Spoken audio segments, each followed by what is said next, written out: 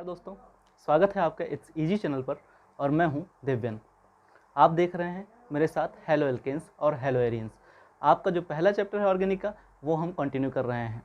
Continue करते हुए हमें ये पता है कि हमने न्यूक्लियोफिलिक सब्स्टिट्यूशन रिएक्शन कुछ एग्जाम्पल्स भी देख लिए हैं, SN1 SN2 भी देख लिया है। अब हमें अगला जो रिएक्शन पढ़ना है बेटा वो है एलिमिनेशन रिएक्शन। अब एलिमिनेशन रिएक्शन को हम क्यों यूज़ करते हैं या इसके यूज़ करने के हमारे लिए क्या क्या उपाय हैं और इससे हम क्या बना सकते हैं वो हमारे लिए बहुत महत्वपूर्ण है। तो चलिए आज शुरू करते हैं आज का टॉपिक, इसको जो हमारे लिए है एलिमिनेशन रिएक्शन। एलिमिनेशन रिएक्शन को देखिए, एलिमिनेशन रिएक्शन में बेटा क्या होता है, मेनली अगर हम बात करें इसमें तो एलिमिनेशन का मतलब ही होता है क्या, किसी भी चीज़ को एलिमिनेट कर देना। कहीं से भी किसी भी चीज़ को एलिमिनेट करने की प्रक्रिया को हम कहेंगे एलिमिनेशन। परंतु हमारे हेलो एल्केन्स के केस में जो एलिमिनेशन रिएक्शन है, यहाँ पर हम क्या एलिमिनेट करते हैं, आपका जो हैलोजन ग्रुप है प्लस एक हाइड्रोजन को, इन दोनों को हम रिप्लेस कर देते हैं किससे, एक डबल बॉन्ड से। डबल बॉन्ड का फॉर्मेशन हो जाता है। तो डबल बॉन्ड पाया किस में जाता है, अगर हम बात करें हाइड्रोकार्बन्स की तो डबल बॉन्ड फॉर्मेशन होगा, तो इसका मतलब हम बना क्या रहे होंगे वहाँ पर एल्कीन्स का फॉर्मेशन होगा बेटा। एल्केन होते हैं हमारे पास, हेलो एल्केन होते हैं, उससे हम क्या बना रहे होते हैं, एल्कीन्स को बना रहे होते हैं। इसीलिए हम इसको एक मेथड दे सकते हैं जो हमारे लिए क्या किस काम में आ सकता है, प्रिपरेशन ऑफ एल्कीन्स में। तो चलिए देखते हैं हम इसको। इसकी जो लैंग्वेज अगर आप लिखना चाहें तो मैं लिखवा दे रहा हूं, when hello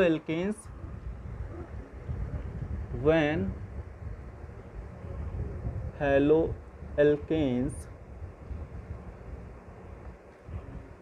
are heated with alcoholic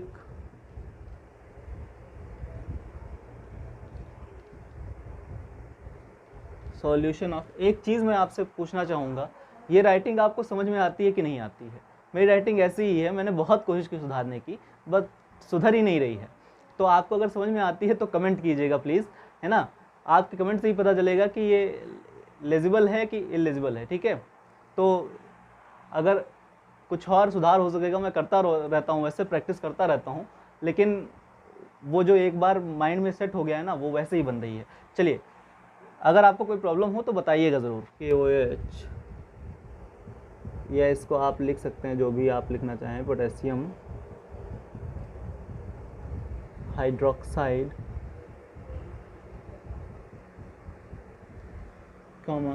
they undergo the elimination of hydrogen halide, ठीक है। तो ये कह रहे हैं कि हेलो एल्केन्स को अगर हीट किया जाता है किसके साथ, एल्कोहलिक सॉल्यूशन ऑफ KOH यानी पोटेशियम हाइड्रोक्साइड के साथ, तो वो क्या करते हैं, एलिमिनेशन किसका कर देते हैं बेटा, हाइड्रोजन हैलाइड का एलिमिनेशन कर देते हैं। तो इसको अगर हम रिएक्शन में करना चाहें, रिएक्शन में देखना चाहें तो कुछ ऐसे कर सकते हैं, देखिएगा,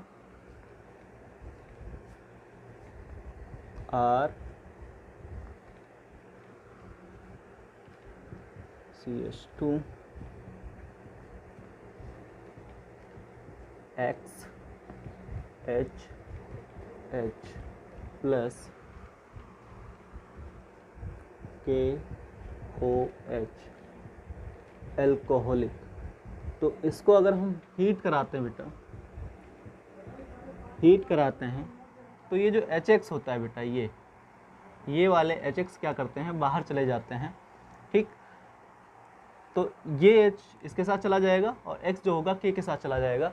तो वहाँ पर फॉर्मेशन ऑफ क्या हो जाएगा बेटा, डबल बॉन्ड हो जाएगा। फॉर्मेशन ऑफ डबल बॉन्ड होगा तो वो कैसे बनेगा, देखिएगा। फॉर्मेशन ऑफ डबल बॉन्ड में हम देखेंगे तो ये RC डबल बॉन्ड CH2 और इसके साथ एक H रह जाएगा, है ना। इसको डबल बॉन्ड को हटाएं ये डबल बॉन्ड, RCH बन जाएगा प्लस KX हो जाएगा प्लस बेटा क्या बन जाएगा, H2O निकल जाएगा। तो ये अगर हम हीट कर रहे होते हैं बेटा, इससे हम क्या प्रोडक्ट बना लेते हैं, इससे हमें मिलता है एल्कीन। तो मेनली फॉर्मेशन ऑफ क्या कर रहे हैं हम, एल्कीन कर रहे हैं विद द हेल्प ऑफ ये हाइड्रोजन और हेलोजन ग्रुप के एलिमिनेशन से, ठीक है, और यूज़ क्या कर रहे हैं, KOH को, ठीक है। तो ये तो हो गया एग्जाम्पल। अब यहाँ पर एक टर्म और याद रखिएगा बेटा, यहाँ पर क्या हो रहा है, यहाँ पर रिमूवल ऑफ किसका किसका हो रहा है, removal of hydrogen and removal of किसका, हेलोजन। तो इसको एक और प्रक्रिया नाम दे देते हैं, एक और नाम दे देते हैं जिसका नाम है डी हाइड्रो हेलोजनेशन। डी का मतलब किसी भी चीज़ को निष्कासित करना, और हाइड्रो और हेलोजनेशन, यानी कि हाइड्रोजनेशन मतलब हाइड्रोजन का निकालना, और हेलोजनेशन का मतलब जो हेलोजन होगा उसको हम निष्कासित कर रहे हैं। तो यहाँ पे क्या हो रहा है, हाइड्रोजन और हेलोजन दोनों साथ साथ निष्कासित हो रहे हैं, इसीलिए इस प्रक्रिया का नाम क्या हो जा रहा है बेटा, इस प्रक्रिया का नाम हो जा रहा है डिहाइड्रो हेलोजनेशन। ठीक है, समझ में आ रहा है तो कमेंट करिएगा, ठीक है। डिहाइड्रो हेलोजनेशन हो गया। एक्चुअल में अगर हम एक चीज़ और नाम दे पाएँ इसको, तो उसके लिए हमें थोड़ा सा दिमाग लगाना पड़ेगा। दिमाग क्या लगाना है, देखिए ये जो रिएक्शन होती है बेटा, रिएक्शन जो होती है यहाँ पे, जहाँ पे आपका ये ग्रुप लगा हुआ है, इसको ज़रा मैं मिटा रहा हूँ इसको आपको दिखाने के लिए, देखिएगा। अभी KOH को हटा दीजिए, इसको सबको हटा दीजिए, ये जो मेन प्रोडक्ट है आपका ये लिखा रहने दीजिए, और बाकी ये लिखा रहने दीजिए। अब देखिए यहाँ पे ये जो पोजीशन है जहाँ पे हेलोजन लगा हुआ है, ये इसके लिए अल्फ़ा पोजीशन है। अब जो अल्फ़ा पोजीशन है मतलब जहाँ पे हेलोजन हमारा लग जाएगा उसको हम कह देंगे ये अल्फ़ा कार्बन है। उसके जस्ट बगल वाला बेटा बीटा कार्बन एटम हो जाएगा। तो यहाँ पे बीटा से हम क्या रिमूव कर रहे हैं, हाइड्रोजन को, बीटा से हाइड्रोजन को रिमूव कर रहे हैं, और यहीं पे क्या बन रहा है, डबल बॉन्ड। तो इस चीज़ को हम कहते हैं, इस प्रक्रिया को हम कह देते हैं बीटा एलिमिनेशन रिएक्शन। ठीक है, बीटा एलिमिनेशन रिएक्शन। यहाँ पे रिमूवल ऑफ हाइड्रोजन कहाँ से हो रहा है, बीटा से, तो हम कह देते हैं ये बीटा एलिमिनेशन रिएक्शन है बेटा। बीटा एलिमिनेशन रिएक्शन में कोई वो नहीं है, आपको अगर बहुत ज़्यादा सोचना पड़े तो ये मान लीजिएगा कि जो ये कार्बन है वो अल्फ़ा हाइड्रोजन वाला कार्बन है, या अल्फ़ा जहाँ पे है, जहाँ पे हेलोजन लगा हुआ है वो अल्फ़ा हेलोजन है। एक बार मैं एक एग्जांपल और दे देता हूँ ताकि आपको क्लियर हो जाए ये चीज़।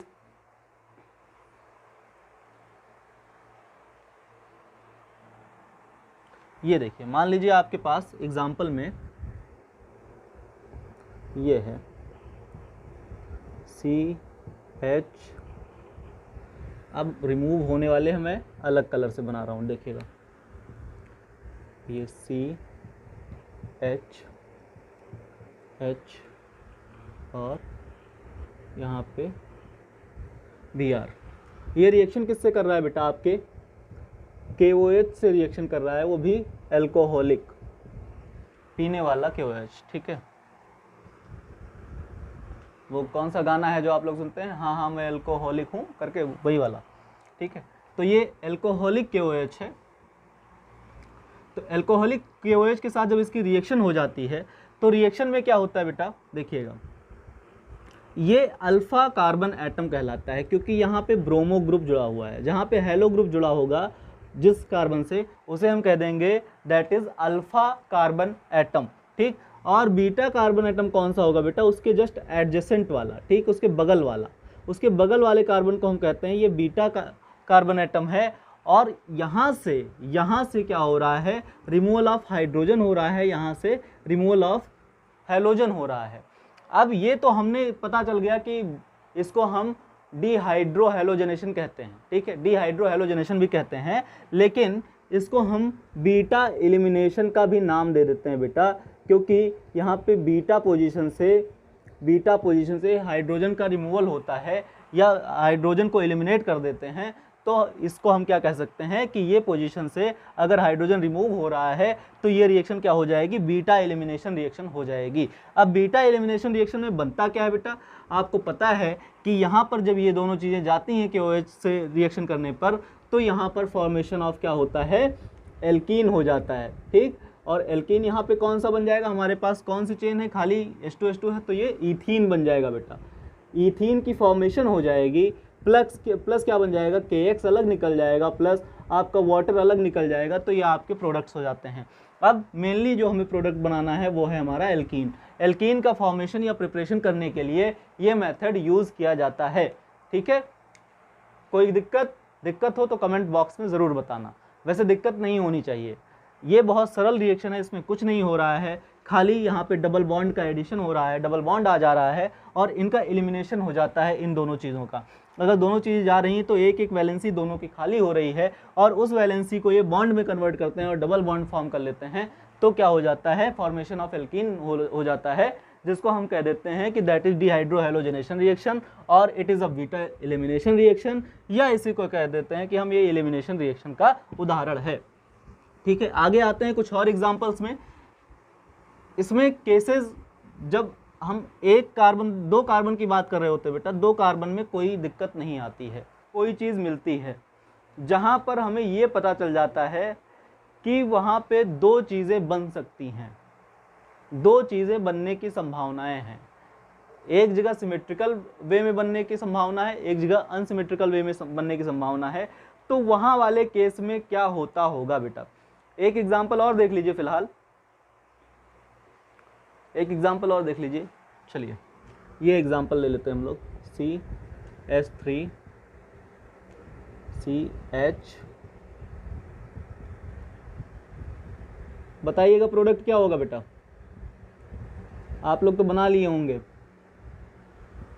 Plus KOH, very good. क्या बन जाएगा, ये दोनों निकल जाएंगे तो क्या बनेगा, CH3CH डबल बॉन्ड CH2, इसको क्या बोलते हैं बेटा, प्रोपीन। प्रोपीन ही तो है, तो formation of propene will take place in this reaction, है ना। तो आपको कुछ खास नहीं करना है बेटा, कुछ खास नहीं करना है, बस आपको एक चीज़ करनी है, वो है आपको डबल बॉन्ड का एडिशन करवा देना है और निकाल क्या देना है आपको, हाइड्रोजन और हैलोजन, हैलोजन और हाइड्रोजन को निकाल देना है इस रिएक्शन में, और फॉर्मेशन ऑफ क्या हो जाएगा बेटा, formation of alkene will take place. अगला एक एग्जाम्पल आता है बेटा, एक एग्जाम्पल आता है जहाँ पर प्रोडक्ट के चांसेस बढ़ जाते हैं, जहाँ पे प्रोडक्ट बनने के चांसेस बढ़ जाते हैं। एक एग्जाम्पल है जिसको हम ले रहे हैं, देखिएगा, ये है CH3CH2CBrH,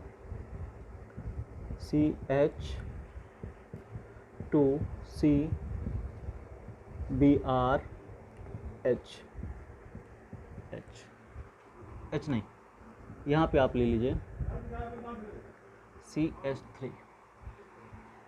अब ये एग्जाम्पल आपको थोड़ा सा बॉदर करेगा, क्यों, यहाँ पे ये तो अल्फा कार्बन एटम है बेटा, बीटा ये भी है, बीटा ये भी है। अब इस एग्जाम्पल में हम कौन सा वाला एल्कीन बनाएंगे या कौन सा वाला एल्कीन ज़्यादा बनेगा, ये हम कैसे तय करें, ये हम कैसे तय करें। ठीक है, ये जो एल्कीन है आपके, जो आपके पास हेलो एल्केन है, यहाँ पर इसका नाम क्या है, 1 2 3 4, तो ये क्या है, 2 ब्रोमोब्यूटेन है बेटा, 2 ब्रोमोब्यूटेन है। ठीक, 2 ब्रोमोब्यूटेन को अगर हम KOH से रिएक्शन करा रहे हैं तो क्या हो सकता है बेटा, फॉर्मेशन ऑफ क्या हो सकता है, एक प्रोडक्ट तो हमें ऐसे मिल सकता है बेटा, देखिएगा, CH3 CH double bond CH CH3, एक प्रोडक्ट तो ये बनेगा। ठीक, और दूसरा प्रोडक्ट बन सकता है बेटा CH3 CH2 CH double bond CH2। बन सकते हैं कि नहीं बन सकते हैं? अगर बीटा हाइड्रोजन यहाँ से निकलेगा तो ये प्रोडक्ट बन जाएगा, अगर बीटा हाइड्रोजन इस वाले कार्बन एटम से निकलेगा तो ये प्रोडक्ट बन जाएगा। अब हमारे पास ये चीज़ ये हो जाती है कि हम किसको कहें कि ये ज़्यादा बनेगा या किसको कहें कि ये कम बनेगा। तो वहाँ पर आता है बेटा एक रूल जिसको हम बोलते हैं, याद रखिएगा बहुत इंपॉर्टेंट रूल है, सेटजेफ रूल। सेटजेफ रूल बोलते हैं इसको बेटा। सेटजेफ रूल का मतलब है ये हमें निर्धारित करवाता है या ये हमें बताता है कि कौन सा वाला प्रोडक्ट बहुत ज़्यादा बन जाएगा और कौन सा वाला प्रोडक्ट कम मात्रा में बनेगा। अब यहाँ पे दो प्रोडक्ट बनने के चांसेस हैं। तो सेटजेफ रूल क्या कहता है बेटा, जब भी कोई हेलो एल्केन किसी भी alcoholic solution of potassium hydroxide से रिएक्ट करता है, अगर वो दो प्रोडक्ट बना रहा है तो एल्कीन वो वाला बनेगा जहाँ पर एल्कीन से एल्कीन वाले बॉन्ड से मिथाइल ग्रुप यानी कि एल्काइल ग्रुप ज़्यादा अटैच हों, ज़्यादा एल्काइल ग्रुप जिधर से अटैच होंगे वो वाला क्या बनेगा, प्रोडक्ट बनेगा। तो यहाँ पे देखिएगा ये जो डबल बॉन्ड है, डबल बॉन्ड जिन दो कार्बन एटम्स के बीच बन रहा है, इधर एक एल्काइल ग्रुप है, इधर एक एल्काइल ग्रुप है, और यहाँ पे देखिएगा जहाँ पे इसके बगल में बन रहा है तो इसके इधर उधर तो कुछ नहीं है, इसके अगल बगल तो हाइड्रोजन है और इसके बगल में खाली एक एल्किल चेन है। तो सबसे ज़्यादा स्टेबल कौन सा हो जाएगा बेटा, ये वाला हो जाएगा। तो मोस्टली चांसेस रहते हैं कि 80% फॉर्मेशन इसका होगा और 20% फॉर्मेशन किसका होगा, इस वाले प्रोडक्ट का होगा। तो सेटजेफ रूल कहता है कि जहाँ पर ऐसा ये डबल बॉन्ड का जनरेशन वहाँ पर ज़्यादा होगा जहाँ पर एल्किल चेन ज़्यादा होंगी, जिस कार्बन एटम से एल्किल चेन की क्या होगी, जुड़ाव ज़्यादा होगा, ज़्यादा एल्किल चेन जुड़े होंगे, तो वहाँ पे वो प्रोडक्ट ज़्यादा बन जाएगा। एक रूल और हम इसको कह सकते हैं या मान सकते हैं कि मेनली हाइड्रोजन एटम जिसके पास कम होगा, हाइड्रोजन एटम जिसके पास कम होगा वहाँ पे जा कर के वो बॉन्ड बनेगा। अब यहाँ पे देखिए इस वाले के पास हाइड्रोजन एटम ज़्यादा है, ये एक शॉर्ट ट्रिक है आप जान सकते हैं, ये हाइड्रोजन एटम इसके पास ज़्यादा है बेटा और इसके पास हाइड्रोजन एटम खाली 2 हैं, इसके पास 3 हैं। अब इस वाले से डबल बॉन्ड बनाना इसके लिए उपयुक्त नहीं है, तो ये क्या करेगा, सोचेगा कि यहाँ वाले से डबल बॉन्ड बनाया जाए क्योंकि हाइड्रोजन एटम इसके पास कम है और यहाँ पे जब हाइड्रोजन ये वाला हट जाएगा तो इसके पास एक एल्किल ग्रुप हो जाएगा, एक हाइड्रोजन रहेगा और इधर भी एल्किल ग्रुप ही माना जाएगा इसको, तो ये क्या होगा, डबल बॉन्ड यहाँ पे बन जाएगा। तो यानी कि मेजर चांसेस यानी कि मेजर प्रोडक्ट क्या होता है बेटा, हमारे पास ये होता है। और माइनर प्रोडक्ट क्या बन जाता है इसमें, माइनर प्रोडक्ट हमारे पास ये होता है। अब इनका दोनों का नाम लिख लीजिए, नाम लिखना आपको अगर नहीं आता है तो नोमेनक्लेचर में कुछ दिन में पढ़ाने वाला हूँ IUPAC, उसकी वीडियोस ज़रूर देखिएगा, वो आपके इस पर यूट्यूब पे बहुत जल्दी अपलोड कर दिए जाएंगे। चलिए तो इसमें देखिए इसका नाम क्या हो जाएगा बेटा, 1,2, तो इसको हम क्या बोलेंगे, ब्यूट-2-ईन, यही तो बोलेंगे, ब्यूट-2-ईन बोलेंगे। और इसको क्या बोल देंगे बेटा, ब्यूट-1-ईन बोलेंगे, ब्यूट-1-ईन बोलेंगे।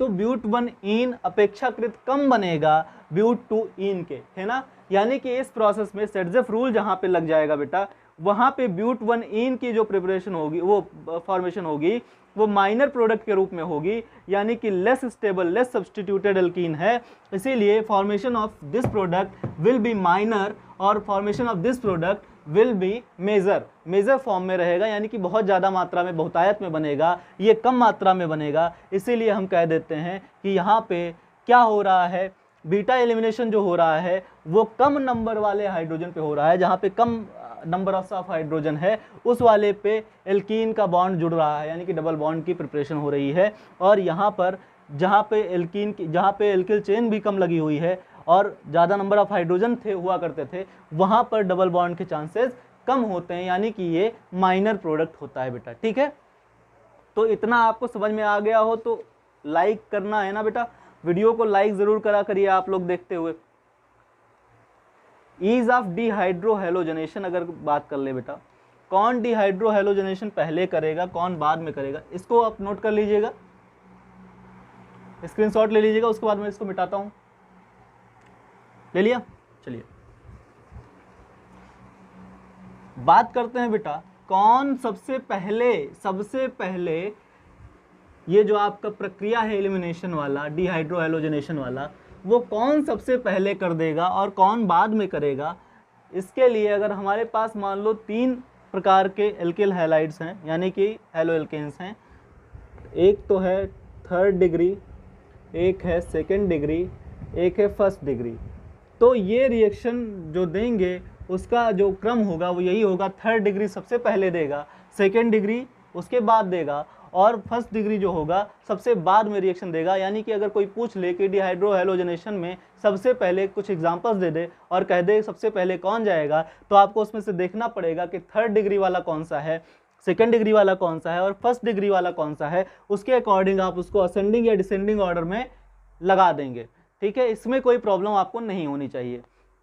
तो ये हो जाएगा, और इसको हम देखेंगे कैसे, सेट्ज़ेफ रूल की मदद से देखेंगे आप, है ना। सेट्ज़ेफ रूल क्या कहता है, सेट्ज़ेफ रूल ये कह देता है कि उस वाले प्रोडक्ट का फॉर्मेशन होगा जहां पर डबली बॉन्डेड कार्बन एटम से ज़्यादा एल्किल चेन्स जुड़ी हुई हों, है ना, या less number of hydrogen atom वाले कार्बन को हम बीटा वाला कार्बन मानेंगे, ठीक है। जहां पे हाइड्रोजन एटम कम होगा वहां पर हम डबल बॉन्ड को इंसर्ट करेंगे, ठीक है। तो सेट्ज़ेफ रूल आपको आना चाहिए, ये आपके एग्जाम में बहुत बार पूछा गया है। आपको बस एक रिएक्टेंट दे देता है और KOH लिख देता है अल्कोहलिक, और उसमें बताता है बताओ कौन मेजर बनेगा कौन माइनर बनेगा। तो ये आपको करने में बहुत ज़्यादा प्रॉब्लम नहीं होनी चाहिए। बहुत अच्छा टॉपिक है डिहाइड्रो हैलोजनेशन, ये आप 11th में भी पढ़ के आए हैं, मुझे याद है जहाँ तक। और कुछ एग्जाम्पल्स अगर इसके देखना चाहेंगे आप, तो पहले ब्रोमोइथेन का देख लेते हैं। ब्रोमोइथेन को एग्जाम्पल के रूप में देखिएगा। ब्रोमोइथेन का मतलब हो गया